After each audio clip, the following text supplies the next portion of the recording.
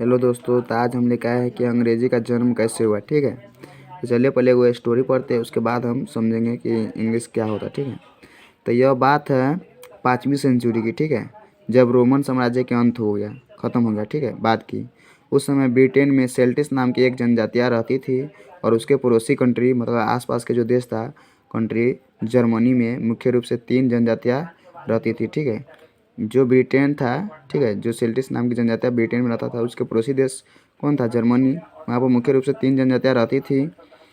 एक का नाम था एंगल्स, दूसरा का था सेक्सन और तीसरा का था जूड्स।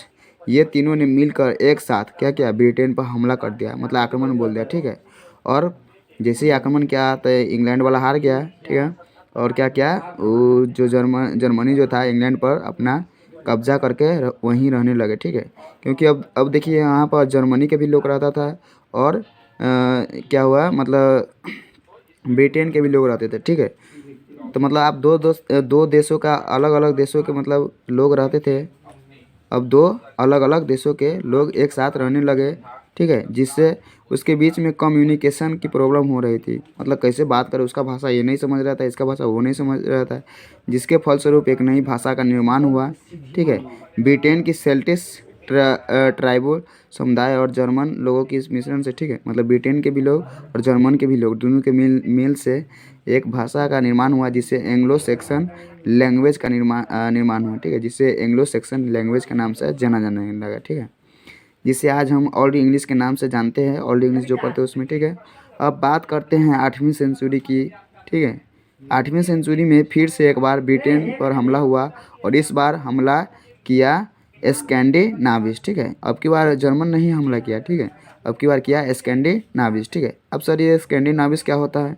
तो स्कैंडिनाविस उन लोगों को कहा जाता है जो कि स्वीडन, नॉर्वे और डेनमार्क के होते हैं। मतलब जो स्वीडन, नॉर्वे और डेनमार्क के लोग होता है उसे कहते हैं हम स्कैंडिनाविस। ठीक है, ये लोग अपने साथ 3 और भाषा लेकर आए थे, क्योंकि अलग अलग अति अति जाति रहता था, ये अलग अलग भाषा लेकर आया था।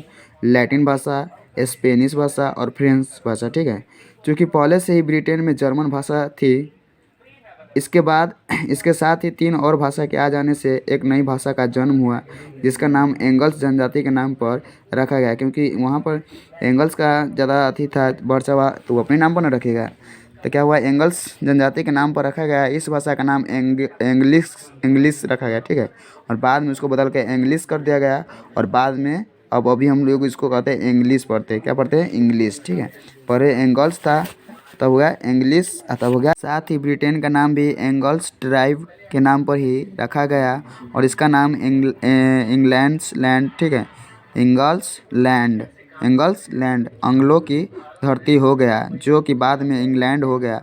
9वीं सदी तक इस भाषा को इंग्लिश नाम से जाना जाने लगा। ठीक है, जब 9वीं सदी आया, 9वीं शताब्दी, तब इसका नाम इंग्लिश के नाम से जाना लगा इस भाषा को। ठीक है, और ब्रिटेन को इंग्लैंड नाम मिल चुका था और ब्रिटेन का नाम अब इंग्लैंड हो चुका था बदल के। ठीक है, इसके बाद यूरोप में मुस्लिम का आगमन होने लगा। यूरोप में मुस्लिम व्यापार करने आना शुरू हो गया, और मुस्लिम के आने से अरबी और फारसी के शब्द भी इंग्लिश में जुड़ने लगे। ठीक है, क्योंकि यहाँ पर मुस्लिम आ गया तो वो अरबी बोलते थे, फारसी बोलते थे, और उसके फ़ायदा उठाकर क्या इंग्लैंड के आदमी ने उसको कॉपी करना शुरू कर दिया, अपनी भाषा में जोड़ना शुरू कर दिया। ठीक है, जैसे फारसी के पेदर से बना है फादर, और अरबी के लेमन से बना है लेमन। ठीक है, फारसी के जो पेदर होता है उसको उससे फादर बना दिया, और अरबी के लेमन से लेमन बना दिया। अभी हम जो पढ़ते, ठीक है, अब तक 7 भाषा का निर्माण हो चुका था। ठीक है, लेकिन 13वीं सेंचुरी में जब जोफ्री चौसर का जन्म हुआ, ठीक है, जब जोफ्री चौसर का जन्म हुआ तो इसी के समय में इंग्लिश का सबसे ज़्यादा विकास हुआ, क्योंकि सबसे ज़्यादा विकास कौन क्या था?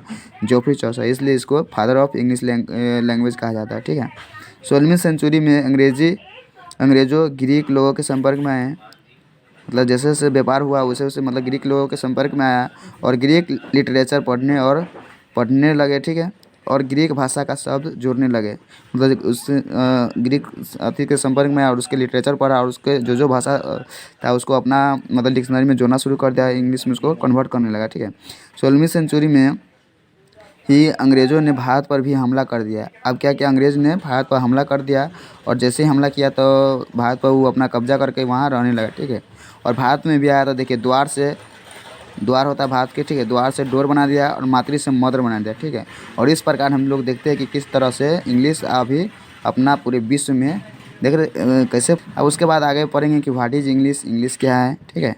चलिए ठीक है। अगर चैनल अच्छा लगे तो कृपया लाइक सब्सक्राइब कीजिए, और इसका PDF चाहिए तो हमारे ज्ञान भारती ऑफिशियल को चैनल को, ठीक है, टेलीग्राम पर सब्सक्राइब कीजिए। उस पर आपको पूरे के पूरे PDF मिल जाएगा, और इससे रिलेटिव बहुत सारा और अच्छा लग रहा है तो कृपया ज्ञान भारती ऑफिशियल को सब्सक्राइब करें, शेयर करिए।